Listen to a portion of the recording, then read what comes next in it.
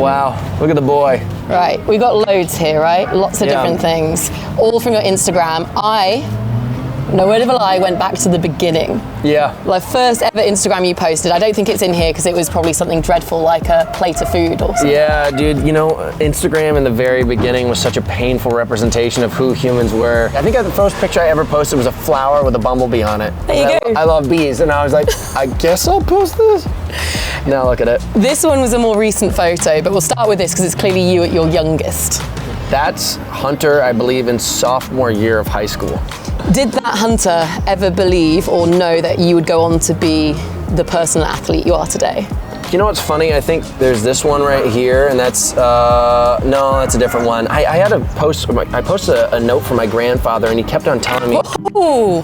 he kept on telling me I was gonna be one of the great ones. And he said, you know, you're gonna be one of the great ones, you're gonna be one of the great ones. And at the time, you don't think anything of it. You run a cross-country race or go to a wrestling match, you may win, whatever. And I didn't care. I was a participant, not a competitor. Very different lifestyle. Yeah. So where do you think along this journey you became the competitor?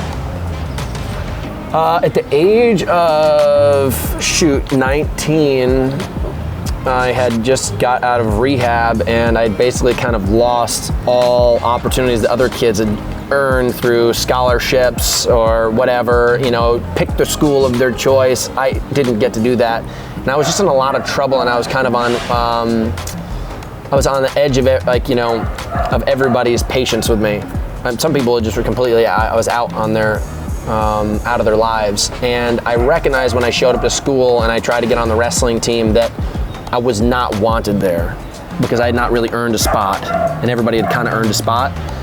And I just recognized, I was like, ooh, I'm gonna have to change this. So I recognized how important being like an actual physical person was to be on that team. So I started training harder than everybody else. And then I started to get noticed, I started to get respect. And I just said right then and there, I was like, this is my path, this is my choice, and I'm gonna change my life like this. And from that point on, I've kind of really never looked back. My first world title. So there's being a participant, there's being a competitor, and then there's winning things. Yes. So how did you and where did you learn to win? I don't think winning is really like a learning thing. I think it's an action. I think it's a mindset.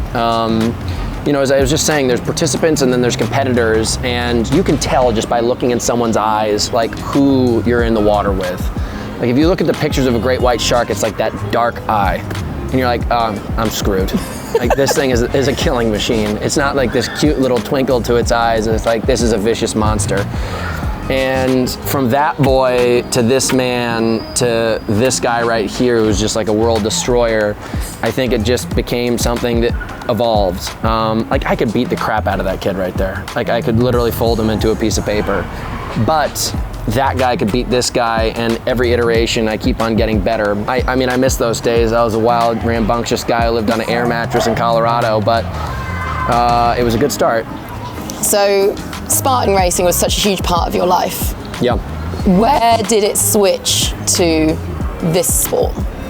Oh gosh, I mean, Spartan racing was just the first thing that really popped up on the radar. Like, you know, you had not a lot of options back then. It was either kind of become like a triathlete, an Olympian, or CrossFit was starting to come up, and Spartan racing was coming up at the same time. I was always an outdoorsy guy, so Spartan race just was this thing where I was like, I love the outdoors, I love the opportunity. We were running on ski mountains all around the world. And then after that, I did a year of CrossFit. I was invited to the CrossFit Games, and I just recognized right then and there, I was like, this isn't me. Like, I still want to be that outdoorsy guy. Like, if you see most of my pictures, I'm outside. If you look at most pictures of CrossFitters, they're inside. Yep. Outdoor cat, indoor cat.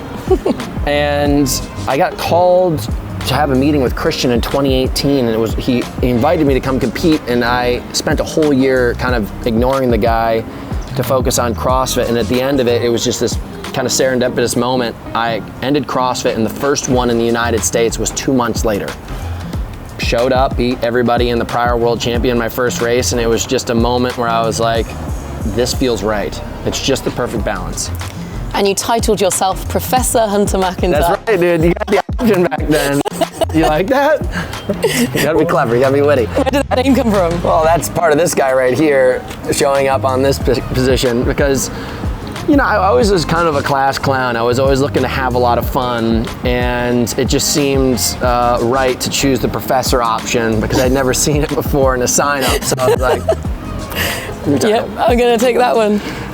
That first race, though, when you think back, 5 years ago it was, like, how much have you changed from then in terms of your ability to understand and adapt in this particular sport? I've always said Hyrox is 16 choices. There's 8 runs and there's eight stations, and you have 16 choices of what you're going to invest in. And obviously back then we were super unaware, and now I know every aspect of myself in those 16 choices. So I'm a far more lethal man. Would I say which one's fitter? Like, I like this version of myself more than that version. So yeah, I would say it's been a great evolution. So this one was an interesting one because this is your comeback prior to taking the World Championship last year. Yes, I thought I was retiring. Why did you think you were retiring? Admittedly, I just had been doing Hyrox for such a long time. I didn't feel like I was learning very much about myself anymore. I wanted a new challenge. I believe that I've just been kind of beating myself, and that's okay.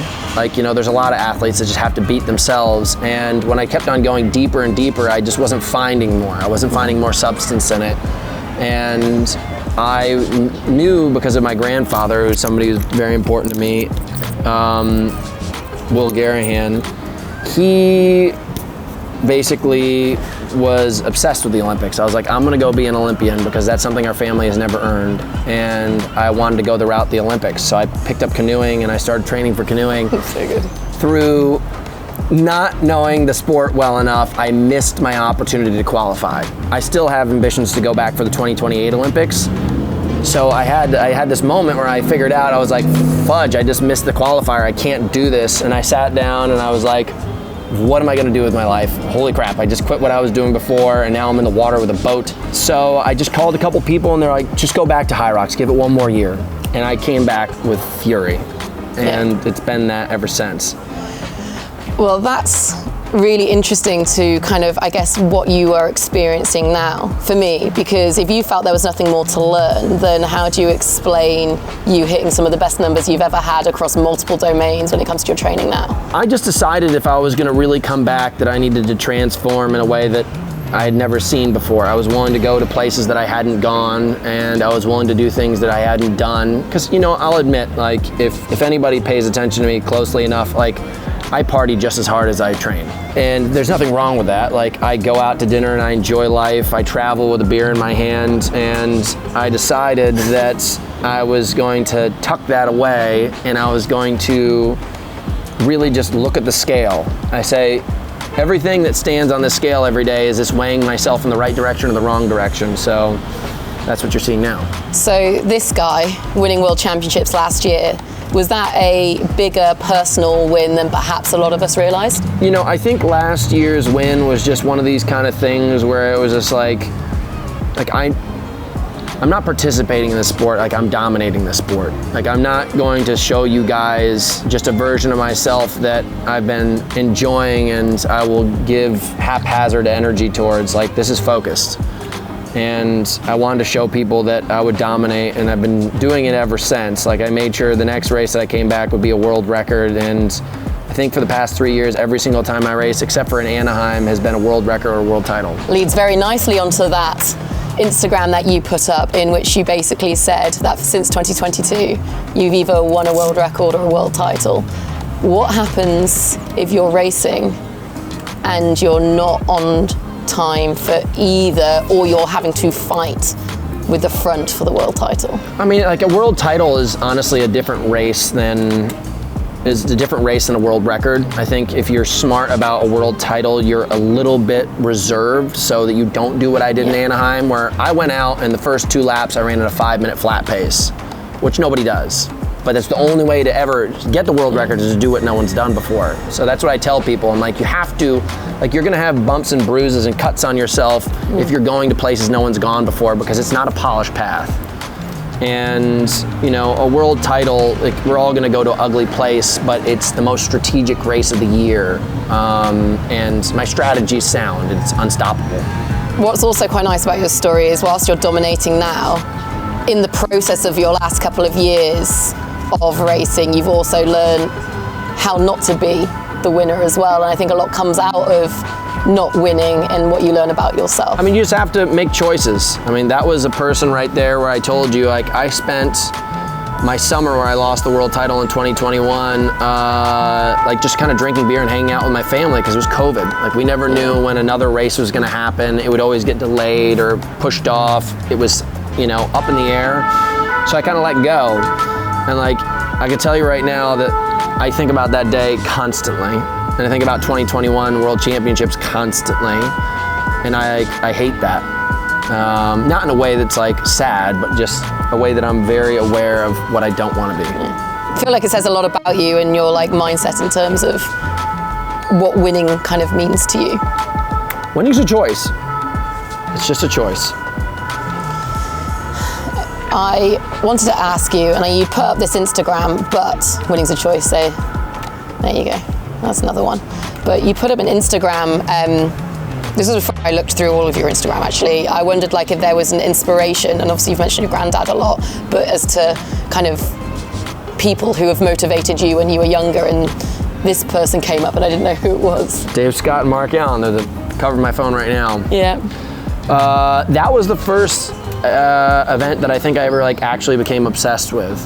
Like, I read the race and read about these two athletes, Dave Scott and Mark Allen, and I just recognized, I was like, oh, like that's what it means to be an athlete. Like, that's who you have to become. That's the polarizing difference between the macho man and the spiritual man. And like, they had their answers to how they were gonna solve the equation. And I never thought about that before. We were just told to practice. We were told to solve.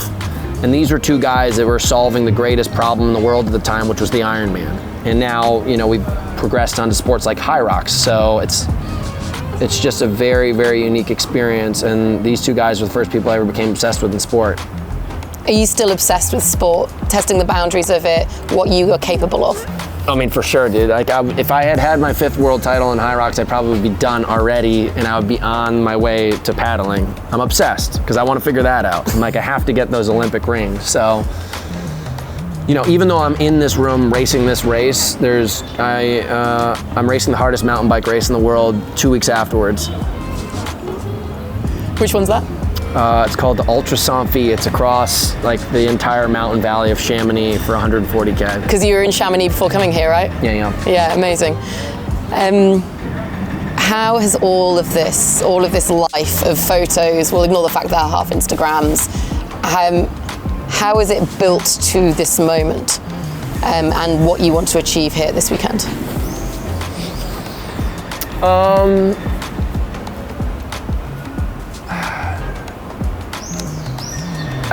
I think it's kind of interesting, like what I was saying before. Like, I believe racing is a problem that you can solve in a faster, it's almost like a Rubik's Cube. Like, you can get better at it. You can solve it faster. You can find different ways to attack it. You can challenge yourself in so many different ways, and you can find new versions of yourself. And right now, Hyrox is the ultimate problem that I'm trying to solve. It's something that I'm obsessed with. It's something that's become like a global phenomenon, and now people are starting to appreciate for the first time, I think, at a high level. And it's interesting because I started this 5 years ago, and now it's becoming this global thing, and it's fun to have so many people now try to attack it in their own way, and then be the person who's the very, very top of it all, trying to basically kind of be the king of the castle, which is a very fun game that you learn as a young kid. You want to hold that spot. So it means a lot to me. It means, you know, I'm willing to let go of a lot of luxuries of life and versions of myself to be the ultimate version of this.